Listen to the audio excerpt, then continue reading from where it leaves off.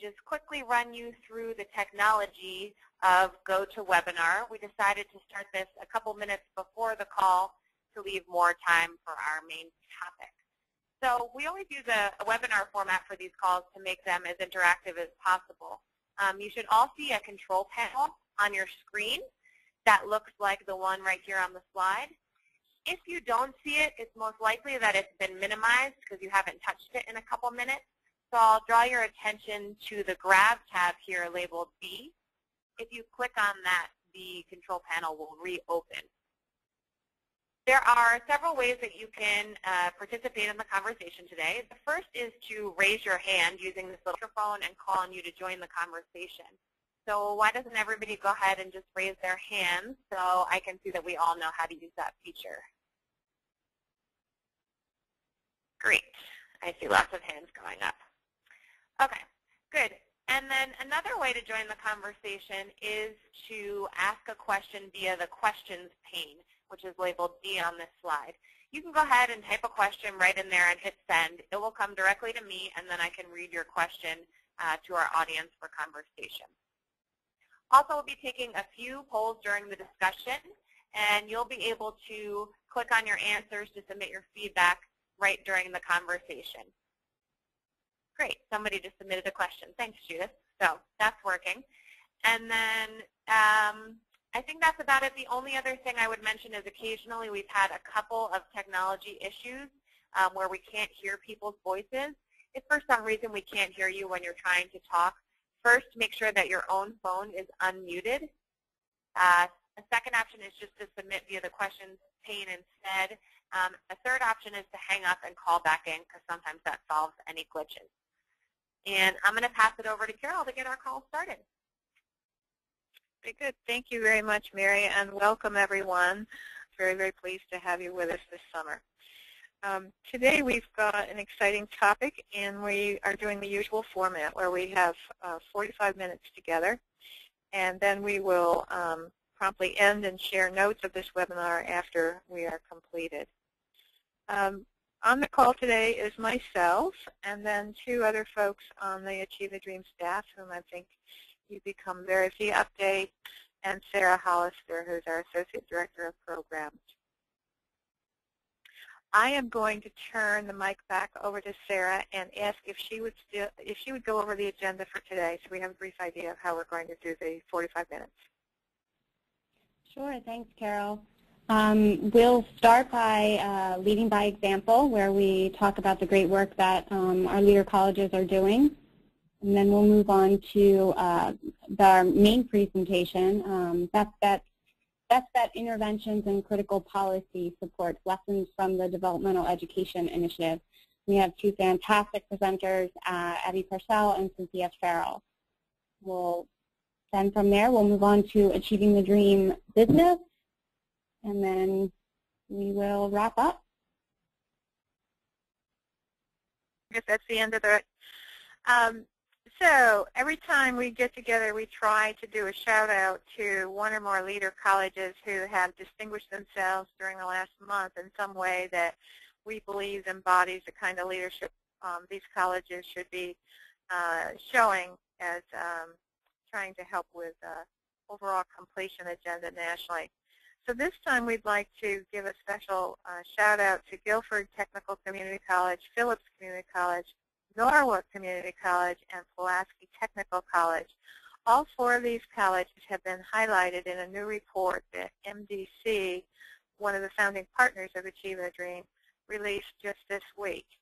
It's about the work that they have done to help low-income students attain financial stability through an approach that is called the Center for Working Families. That report can be found at the MDC website. We will probably eventually have a link on our own website, Achieving the Dream. But what's really important about this work that they've done is that they are bundling together education and training services plus other kinds of student support services, and they're also adding a dimension that's very, very critical. They're adding a dimension to help students better understand how to attain assets and then use those assets to support further education. That could be using earned income tax credits. It could be taking advantage of other government benefits that are available to them. It could mean helping students get a better handle on their finances and getting them in more stable shape financially. They ought to be able to concentrate more on their community college experience and hopefully not get caught up in situations. So congratulations to these 4 colleges who have been in that experiment and have been highlighted in this report. Secondly, we wanted to mention today that we think it would be a good idea if all of the leader colleges had the opportunity to nominate who they think ought to be called out and congratulated each month for the Leading by Example segment of this call. So what we're going to do is do a brief survey after today's call and ask you what are some acts of leadership that you've seen that you think would be worthy of our discussing on these monthly calls. So watch for that survey, and please give us your nominations of who you know in our network has been doing some work that's worthy of our all taking note. What we'll do with the nominations is we'll call through them each time we receive them, and we'll select 1 or 2 to highlight on our Leader College calls. So with that, let's move on to today's topic. We're very at the University of Texas and also at the Texas Association of Community College Presidents, and has got some stories and lessons for us about what has come out of the Texas experience in particular. But the 2 of them together will have some really smart and insights for us all about what this 3 years of intensive work has produced in terms of lessons that the rest of us can take advantage of. So let me turn it back to Mary for a second. Mary, are you going to do a poll right now, or are you going to do it a bit later? I am just going to pass it over to Abby to get the presentation started, and then we'll have time for polls during her conversation. Okay, excellent. So that means, Abby, you are on. All right, thank you. And thanks again for giving us the opportunity to share some of the experiences and great work of the Developmental Education Initiative colleges. And I know we have some of them waiting in the wings to join us in the conversation at the end of our short presentation here. So just a reminder, there were 15 Round 1 and 2 Achieving the Dream colleges and 6 states participating in the Developmental Education Initiative, DEI. And the focus was on expanding promising developmental ed programs and policies that these colleges had begun during their early Achieving the Dream years and learning what it takes to scale those up. And in that process, they've also learned a lot about what it takes to help students that arrive on campus underprepared to make it through to college-level courses and to the credential and education that they are seeking. So in February of this year, just before DREAM, we gathered teams from all 15 colleges and using a framework developed at the Community College Leadership Program with Cynthia and an MDC process to work with those teams, we asked them to design the ideal pathway for students, for underprepared students, and base that on what really worked for them on their campuses. So that we asked them to look at 4 categories: high school interventions and early intake, advising and support services, developmental education, the actual instruction and remediation, and then college-level courses. And in each of those, we asked them to identify the best bet interventions as well as the critical policy supports that were essential to make those things effective. And Cynthia is going to highlight some of those best bets and policies from each of the categories and share a little bit of how she's used this diagram in her work with DEI colleges and the DEI state policy team across the state of Texas. Thank you, Abby. So for them and what they were documenting, the best data on the impact of these interventions.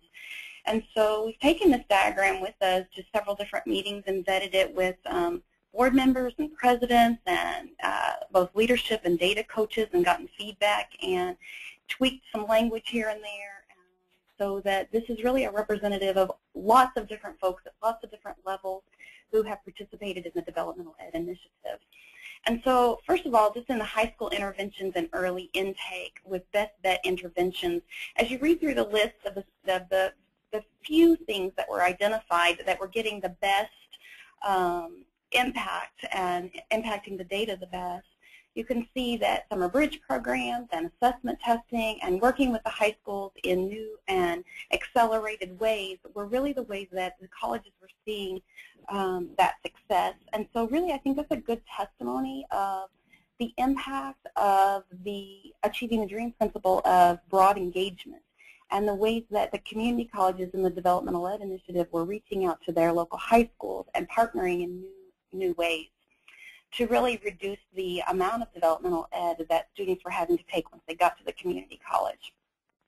And then in the critical policy supports, you see that a lot of states are moving towards more rigorous high school curriculum. Here in Texas, some years back we adopted the 4x4 curriculum where all high school students would take more of the core courses in their high school years, which is also having an impact on lowering the need for developmental ed once they get to college. And so when we moved into advising and support services, you can see there's another list of advising. One thing that we were pleased about and surprised as well is that colleges were really moving more towards mandating the kinds of interventions that were having the biggest bang for the buck. And one of those that I'll just highlight for a second is placement and testing, prep and retesting. This is where, I'm sure you've heard about it. We've talked about being leader colleges. I'm sure you've seen breakout presentations. Maybe one you might have seen from here in Texas is El Paso Community College. And their data showing that as many as 65% or more students who go through programs like this provided by their support services are bumping up an extra level of developmental ed, therefore having to take less developmental education, maybe 1 level, 2 levels, or 3 levels, or maybe even completely out of developmental ed, just by a short-term support that's provided up front. You can see orientation is listed there. There's some colleges that have spent some time tweaking their orientation programs.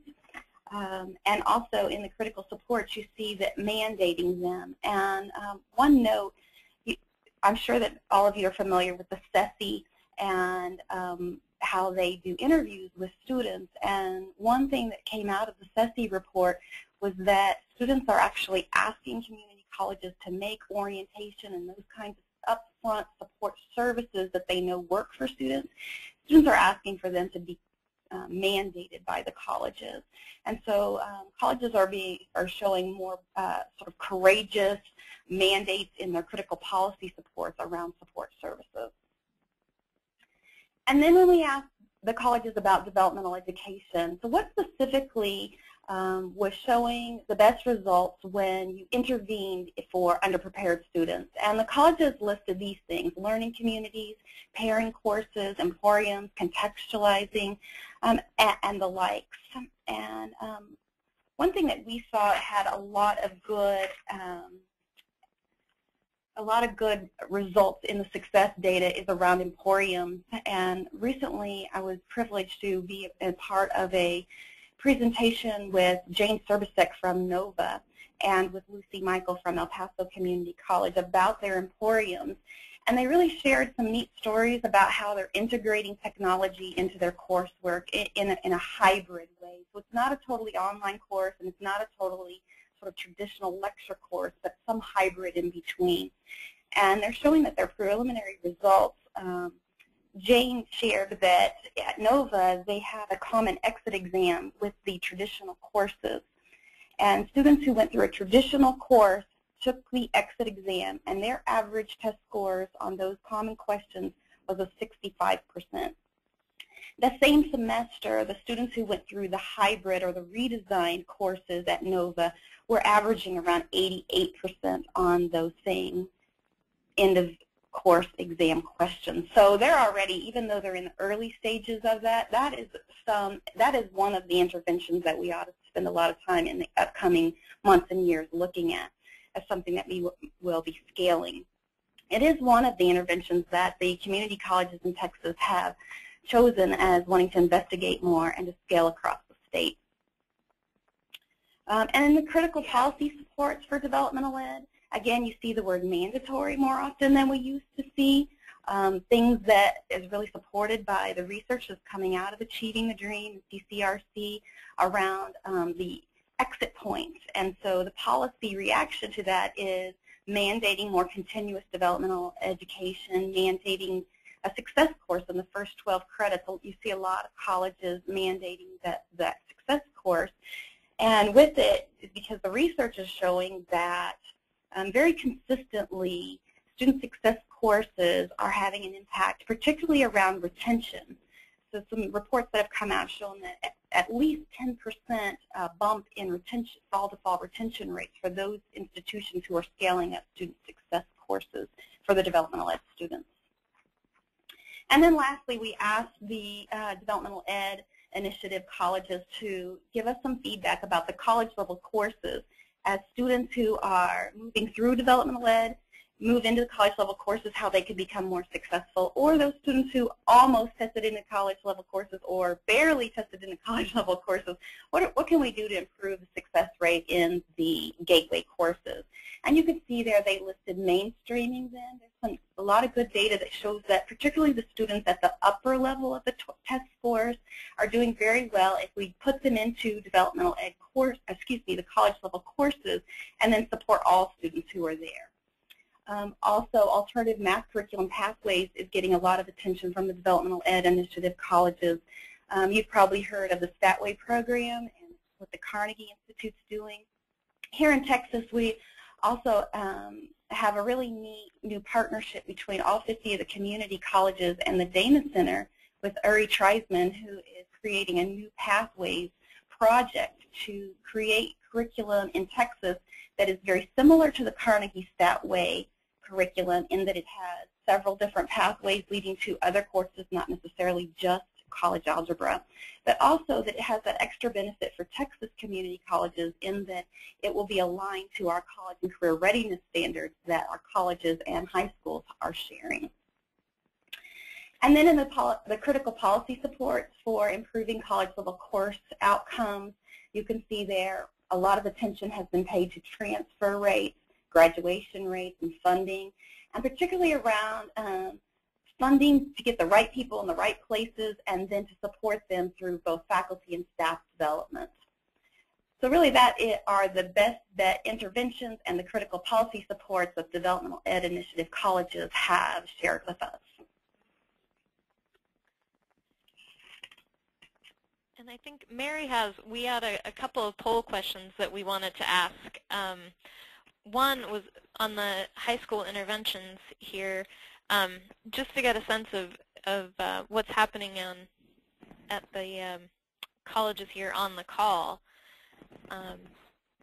So Mary, if you want to put that one up. Take a quick peek at the interventions on the slide there, because we're going to ask you about how many of those you are doing at your institution.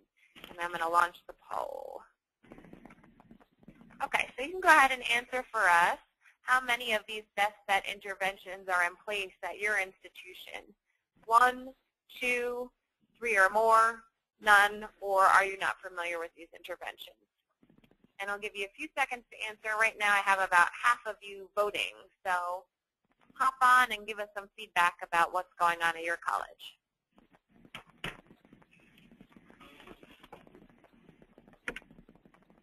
Great. I have about 82% of you, so I'm just going to give it 5 more seconds for everyone to pop in. All right. Let's take a look at the results. So you can see that this work is going on at a lot of your colleges. 76% of you said 3 or more of these interventions are taking place. Abby, I don't know if you wanted to comment on that. I think it's interesting. see, again, how essential it is that there's not just one thing that that addresses this issue, but that it takes a lot of different programs to meet the needs of the students and meet them where they are. So interesting that it's multiple. We have a couple comments from the audience, too. Joyce Romano says, I have heard that there is a wide variety in the actual practice for what colleges call emporium. It reminds me of the early days with learning communities, which eventually developed some standards, definitions, components for effective learning communities. We could all benefit from some development of models that give guidance as to the most important features for emporiums. That's great feedback. So we have one other poll we're going to run here, and it's about developmental education specifically. And I'll go ahead and launch that. So it says, the developmental education program that has shown most effect at your college is, and you can choose from those options there, learning communities, paired or co-requisite courses, emporiums, contextualized instruction, and self-paced courses. I have almost half of you voting now. Great, I'm just going to give it 5 more seconds.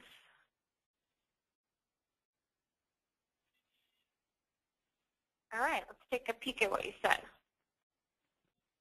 So 34% of you are working with a lot of promise in learning communities, 21% in paired or co-requisite courses, 24% in emporiums, 14% in contextualized instruction, and 7% in self-paced courses. Abby?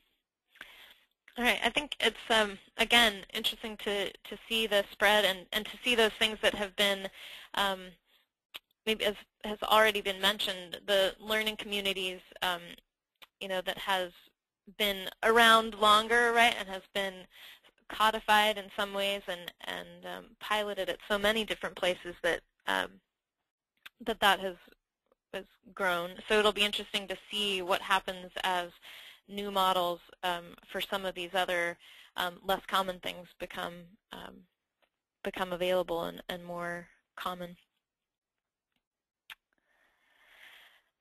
So I've got the next few slides, and I'm conscious too of our time and that we want to have some Q&A here. So just to say that the student success pathway that you saw was really also built on those 4 principles of achieving the dream, and we asked the colleges to think about those as they built that pathway. And so to think about committed leadership and data and evaluation, successful engagement, and how to institutionalize those policies. And on the next couple of slides, I think you'll see the results of some of that effort. I just want to hit, we represented all of our colleges here. I'm just going to pull out a couple. One, for example, Tri-C, Cuyahoga Community College, began in year 1 with just 10 sections of supplemental instruction, and then their last report had almost 50. They've gone from serving just over 200 students to serving 1,000 students with that form of supported instruction. You can also see as the emporiums that Cynthia mentioned growing there at El Paso. Sorry, then on the next slide, you can see that Coastal Bend and South Texas College have been working to reduce the number of courses in the DevEd sequence, and that's growing at different rates on their campuses. Housatonic implemented a math refresher for similar to a bridge program, and 75% of the participants advanced their DevEd placement, some advancing all the way out of DevEd entirely. Then on the final slide, you can see that Guilford Tech here at the beginning was doing face-to-face online reviews for students reaching, you know, just a couple of hundred. And now by implementing an online compass review program that's helping students be more successful on the placement test or on a retest, now over 2,000, and that review is available to colleges across the North Carolina system. So they've been able to scale that beyond their own, on their own campus. So those are just a couple that I wanted to highlight. And then now I'll turn it to Mary and to questions. We've got, as I said at the beginning, some DEI project directors on the line here. So I'll just say to them, if you'd like to jump in on the question, raise your hand, and Mary can unmute your line. Great. So I have a couple questions here coming in through the questions pane. Brian Hayden asked, regarding the college-level success course in high schools, how are these structured? Who funds them? Who supplies the instructors? Who purchases the book? We have a couple of colleges that are doing that. I believe that is either in the works or happening in Florida. So I'm not sure if we have someone from Valencia on the line that could speak to that. I know that in at least one of our colleges, the campus actually provides the curriculum and works with the faculty to do their professional development. But it's high school instructors that are teaching the course. Abby, I have Joyce Romano on the line from Valencia. I'm going to unmute her and allow her to speak. Just give me one. Oh, Joyce, try and go ahead. I'm not sure if your audio is connected. No, I think you haven't put in your audio pin yet. So I'm going to send that to you. You go ahead and try and put that in, and we'll get back to you. In the meantime, I have another question here from Craig Johnson. Craig says, can you say a bit more about contextualization and developmental education? Can you give an example of a college that is successfully employing this strategy? Sure. South Texas College worked in their developmental writing and developmental reading courses to contextualize. They got to 40% of their curriculum, and they focused on 2 college-level courses that many of their students take, a history course that was a requirement, a GE requirement, and then a sociology course that was required. So they, in their developmental courses, then developed writing prompts and readings that were from those same textbooks or related to those disciplines, and help the students. They did research papers in their developmental ed courses that were more in line with what they would be doing in their first level composition course. And it ended up was a really great experience for faculties on both sides of those disciplines to work together to figure out how they could develop the right kind of prompts that would give the developmental reading and writing students the skills that they need, and also better prepare them for that composition course. And they've seen that as they've gone on to that course, they've had better success because they've kind of been through that process already. And with any of these, I'm happy afterwards to either send more information about the DEI colleges or put you in contact with the project director at the college. That's a good segue to Fred DeLaybridge's request, which is there a document, Abby, that describes all of these interventions? So that is coming down the line. We are working right now with CCLP and the American Association of Community Colleges to prepare a report or a synthesis of this pathway and of what the colleges have learned. And that will include examples of the best bet interventions at the colleges, and as well as the data and a contact person from the college so that we'll be able to share that information and hopefully create some more conversation. So that will be released this fall. We have the final reports from the colleges coming in the next few months, and so we want to have the most up-to-date information before we finalize that publication. Great, and I believe Joyce got her audio pin in, so Joyce, go ahead. Can you hear me now? We can. Okay, good, thanks. I had a bit of technical difficulty. In Florida, it was really created at the state level as part of the high school curriculum a few years ago, and so the colleges were asked to work with their district schools in doing the assessments. There was a certain set of students that were identified as eligible for these courses in math and English and reading. And they actually created them as 2 levels as high school curriculum, but they mirrored our developmental ed curriculum in the content.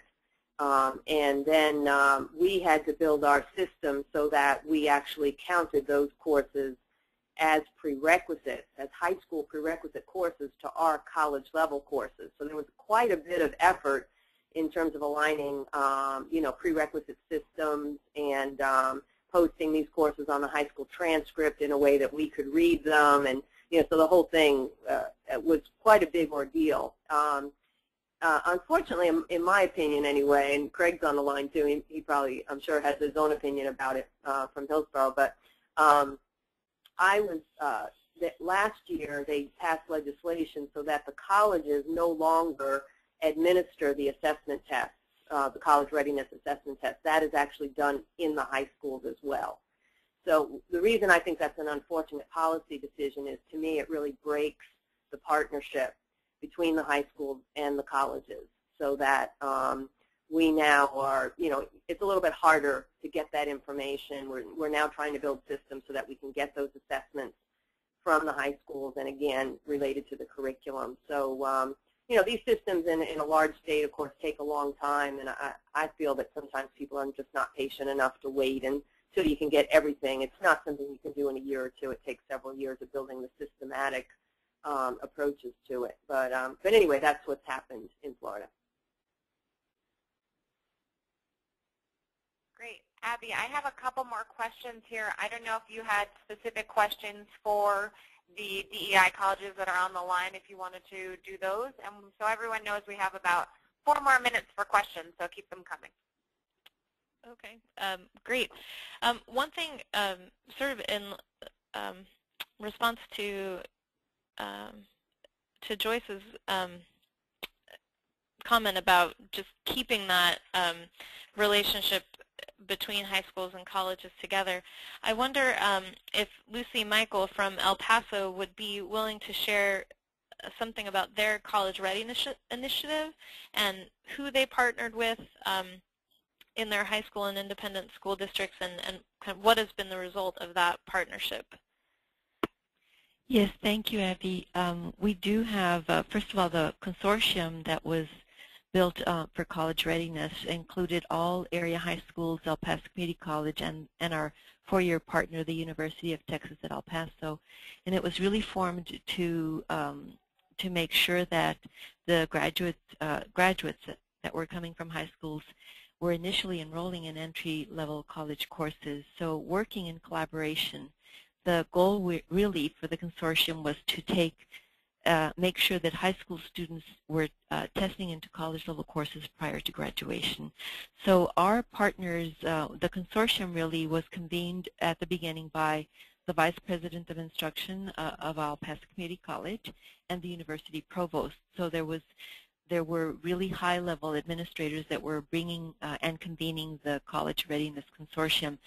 Eventually, we hired a college readiness director, and now the director convenes these meetings, but the Vice President of Instruction for the college and the University Provost are there.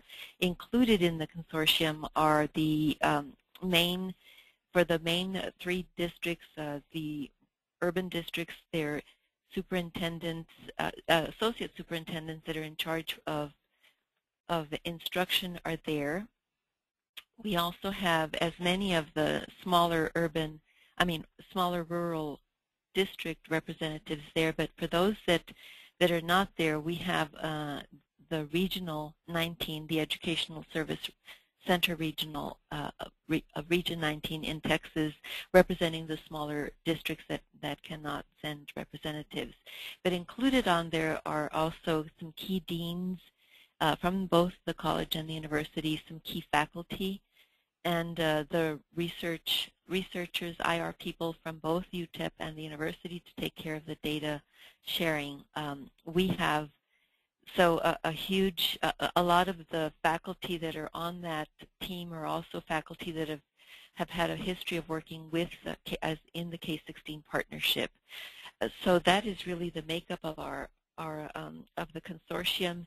The consortium meets quarterly, and at least quarterly. But if there are issues that need to be resolved, the consortium is convened for other purposes as well.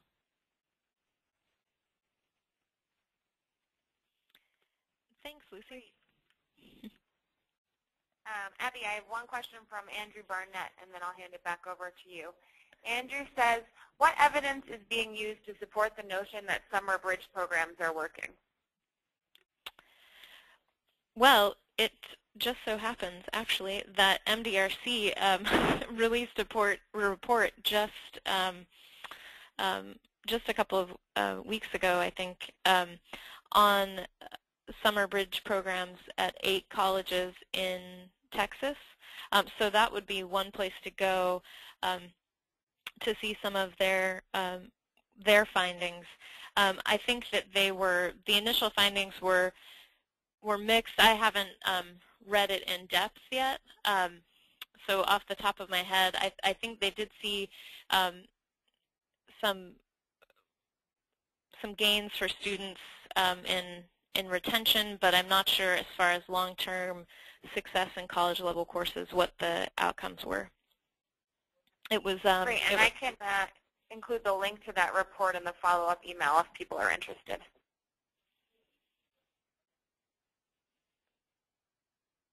Okay, so I don't know if everybody saw Carol Lincoln sent a question for the audience.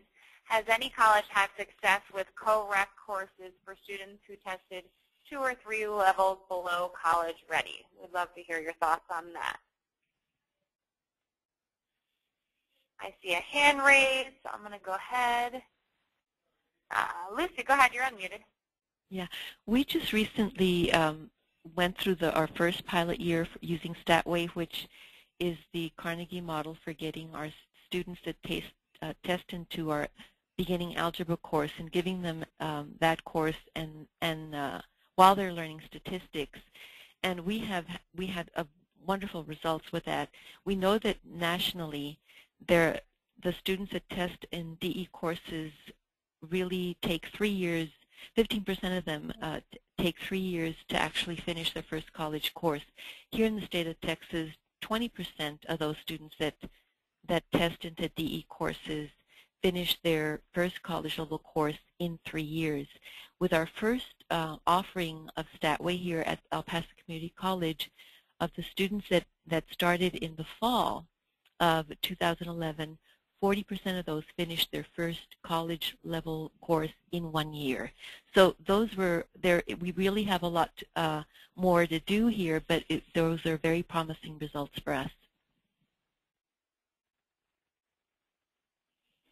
Great. And Abby, if you wanted to respond to that, I know you had a couple of comments about Carol's question also, and then we probably have time for one more of your questions. Great.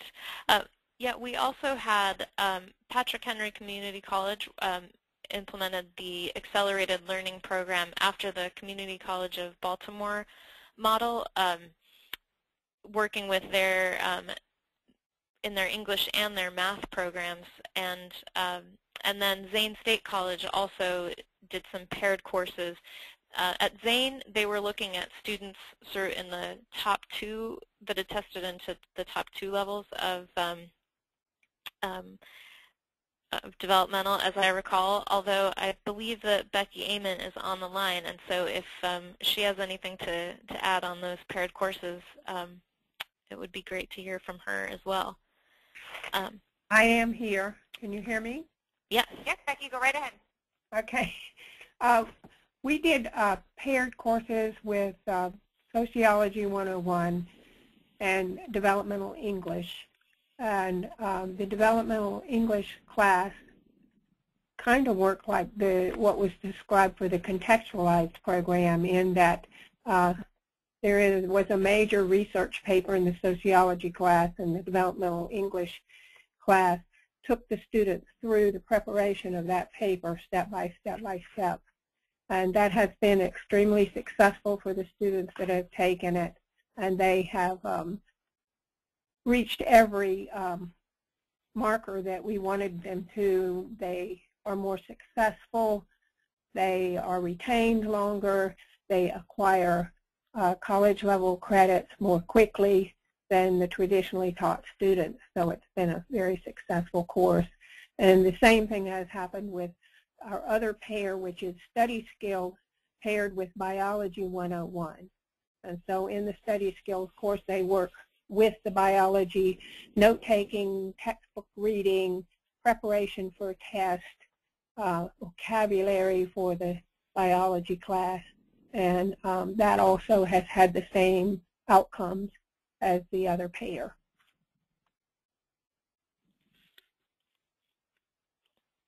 Great. Thanks, Becky.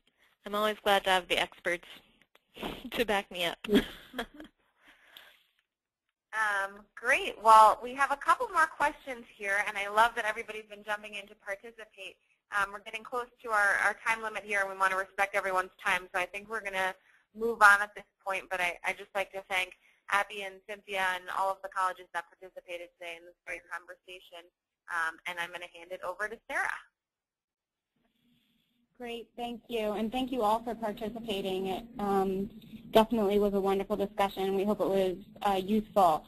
I know if you do have additional questions, you know, Mary and I will follow up and make sure that questions that weren't necessarily answered on the call do get to Abby and Cynthia to answer. And of course, if you have any additional questions, you know where to send them, and we'll get them answered for you. We're just going to move on to Achieving the Dream Business. First off, I just want to thank those who have already made calls, but as you know, twice a year we give the opportunity to leader colleges to welcome new presidents to the Achieving the Dream Network. And as I said before, 7 calls have already been made, and we thank you for that. Mary has sent out some emails asking for volunteers, and we are asking that you make the calls by August 1st. So for those who have already made the calls, thank you. And for those who would like to make calls, if you're a president, or encourage your president to make calls, please reach out to Mary. The next very exciting Achieving the Dream business is that you should have also received notification about the dates for DREAM 2013, February 5th to 8th in Anaheim, California. And finally, I just wanted to kind of give you a heads up that another Achieving the Dream grant opportunity will be coming down the line, and we will be releasing that RFP very shortly. This grant opportunity will be related to scaling promising practices, and it will be open to active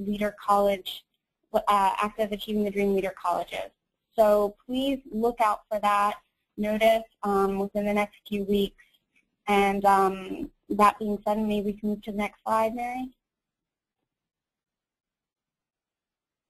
The next slide, Mary. Oops. I'm just going to go ahead and launch this quick evaluation poll to get your feedback on how the call went for you guys today. So you can choose one of the following. This call was useful and informative. I enjoyed the webinar format.